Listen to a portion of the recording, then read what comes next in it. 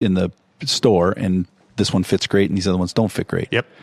If you're me, it's like the one fits great and the other 9 don't, but that's just the story of my life buying blue jeans. I'm not sure how it is. Sad story. Guitars, right? It is a sad story. Getting sadder by the year, Jim. Getting sadder by the year. So, I'm trying to think of other things that people are going to be really interested in. You can do all the other stuff. You can get your executive summary together. All of that is fun. Are you going to go and get? Are you going to actually go and get financial, partners in your business? That's a question. If that's true, then some of this other stuff is really going to be important because you have to sell the idea to those people. I have had business partners in the past, and I've actually had good business partners in the past. They're great people, great business people. But I am the first to admit I'm the worst business partner you could ever have just because of how I want to do things. And that I've said before, freedom's the most important thing to me.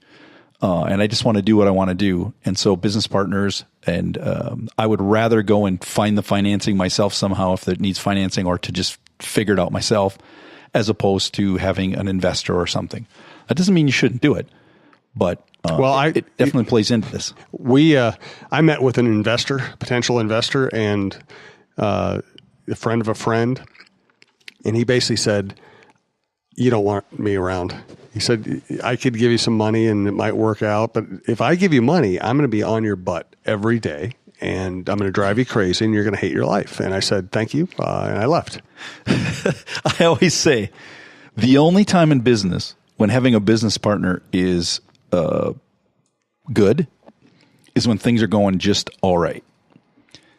Because when things go great and you have a business partner, that's when some of the trouble starts. Mm-hmm. And if things start going bad and you have a business partner, that's when it gets bad. And I take full responsibility for that. I don't blame anybody for that. But that's something you have to think about.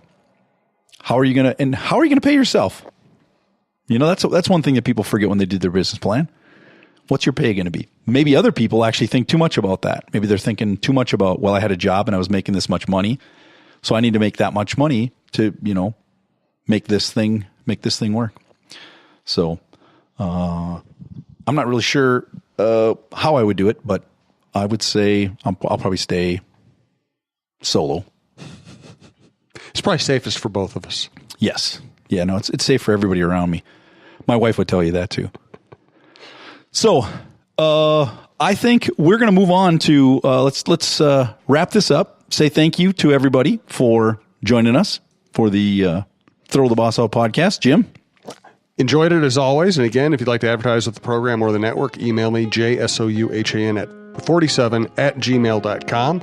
And we always appreciate our listeners. This is a labor of love, and we're having a blast doing it. Over and out.